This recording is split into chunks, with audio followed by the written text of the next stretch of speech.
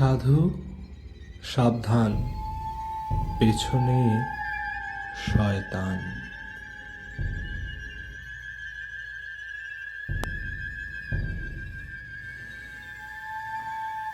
মারণ ক্রিয়া।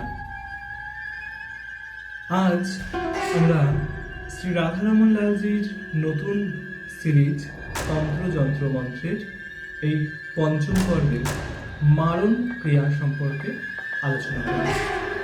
তন্ত্র সৎকর্মের মধ্যে মারণ হচ্ছে এক অতি প্রচন্ড শক্তি, প্রচন্ড অভিচার ক্রিয়া, যে মারণ ক্রিয়ার মাধ্যমে যে কোনো কিছু করা সম্ভব। যেহেতু নামটাই মারণ, সেজন্যে এই অভিচারিক ক্রিয়ার মাধ্যমে শত্রুকে রোগগ্রস্ত করা, বেদনা দেওয়া, মূর্ছা, জ্বর, অবিরাম শৌচ বা অবিরাম ভাবে শরীর খারাপ, মতিভ্রম, উন্মাদ প্রভৃতি, এমনকি শত্রুকে মেরে ফেলা পর্যন্ত সম্ভব। নমস্কার, আমি শ্রী চরণ ভট্টাচার্য দেবশর্মা। আমাদের শ্রী রাধারমন লালজি ইউটিউব চ্যানেল এবং ফেসবুক পেজে সকলকে জানাই সুস্বাগত। আমরা যে তন্ত্র যন্ত্র মন্ত্র এই সিরিজটা শুরু করেছিলাম, আজ তার পঞ্চম পর্ব নিয়ে চলে এসেছি। এই পর্বে আমরা তন্ত্র সৎকর্মের অতি প্রচন্ড এক কর্ম মারণ সম্পর্কে বিস্তারিত আলোচনা করব। যেহেতু মারণ সৎকর্মের মধ্যে একটা অন্যতম কর্ম এবং এই মারণের মাধ্যমে মূলত শত্রু নাশ করাটাই আমাদের প্রধান উদ্দেশ্য হয়ে থাকে, বা কোন সাধকের প্রধান উদ্দেশ্য হয়ে থাকে শত্রুকে বিনাশ করে দেব, সেই ক্ষেত্রে মারণ প্রয়োগ করা হয়। মারণের বিভিন্ন পদ্ধতি আছে, বিভিন্ন ভাবে মারণ প্রয়োগ করা যায়।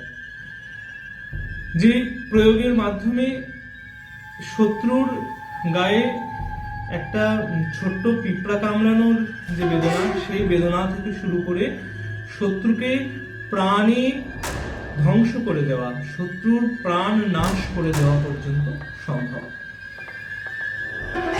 এই মারণ ক্রিয়া তুলনামূলকভাবে শাস্ত্রে নিষিদ্ধ, কিন্তু দেবাদিদেব মহাদেব তন্ত্রশাস্ত্রে মারণ ক্রিয়া প্রয়োগের আদেশ দিয়েছেন।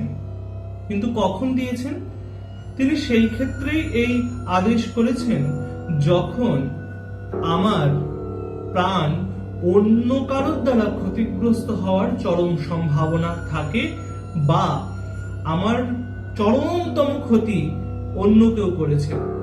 সেই ক্ষেত্রে সেই ব্যক্তিকে শাস্তি দেওয়া একান্ত আবশ্যক হয়ে পড়লে তখন তার উপরে মারণ ক্রিয়াটি করা যাবে। দেবাদিদেব মহাদেবের এই নির্দেশ যদি কেউ না মেনে, কোন সাধক যদি অকারণেই কারোর প্রতি মারণ ক্রিয়া করে, তাহলে সেই সাধক সমূলে বিনাশ হয়ে যাবে। মারণ বিভিন্ন রকম ভাবে করা যায়। আমরা এখন আমাদের এই সিরিজে মারণ সম্পর্কে আলোচনা করব একটা বিস্তারিত ভাবে।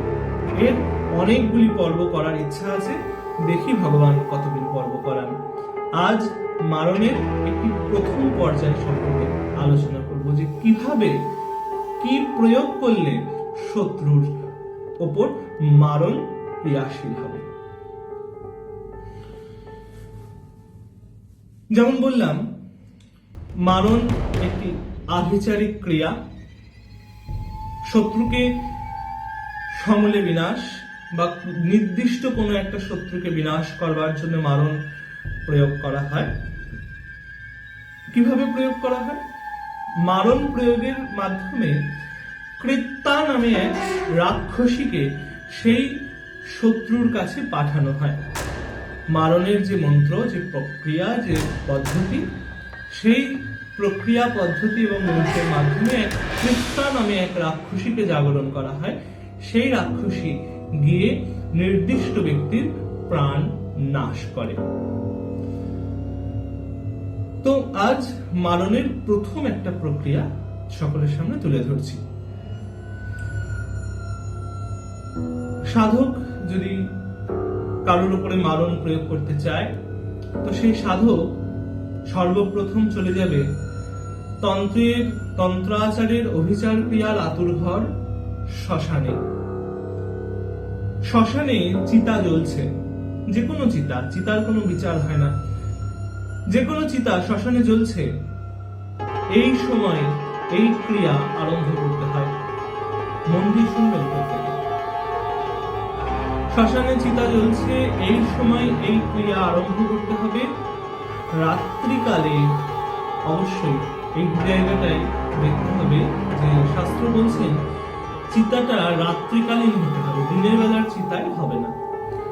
তাই রাত্রিকালে জ্বলন্ত চিতার পাশে একটি স্থান সকলের অলক্ষ্যে গোবর ও গঙ্গা জল দিয়ে পরিষ্কার করে প্রচলিত সিঁদুর লেপিত একটি মুদ্রা সেখানে রেখে দিতে হবে।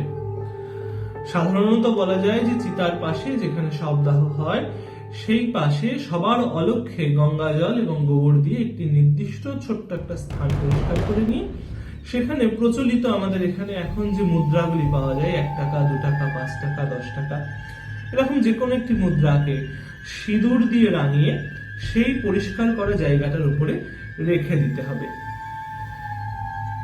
পরদিন সূর্যোদয়ের পূর্বে, আজ যদি সাধক এই কাজটি করেন, আগামীকাল সূর্যোদয়ের পূর্বে সেই যে মুদ্রাটি রেখেছিল সাধক, সেই মুদ্রাটি সংগ্রহ করতে হবে। সংগ্রহ করে যে শত্রুর প্রতি মারণ প্রয়োগ করতে চাইছি সেই শত্রুর ঘরে সেই শত্রুর নাম উচ্চারণ করে সেই শত্রুর বাড়ির সীমানায়, ঘরে বা বাড়ির ছাদে যেখানে হোক ফেলে দিতে হবে সেই মুদ্রাটি। এই মুদ্রা ফেলে দেওয়ার 21 দিনের মধ্যে, এই মুদ্রা ফেলে দেওয়ার 21 দিনের মধ্যে সেই শত্রুর বিনাশ হবে, সেই শত্রু মারা যাবে। এবং এরপর যদি কোনো সঠিক ব্যবস্থা সেই শত্রুর পরিবার থেকে কেউ যদি না নেয়, তবে আস্তে আস্তে সেই শত্রুর পরিবারও বিনাশ হয়ে যাবে।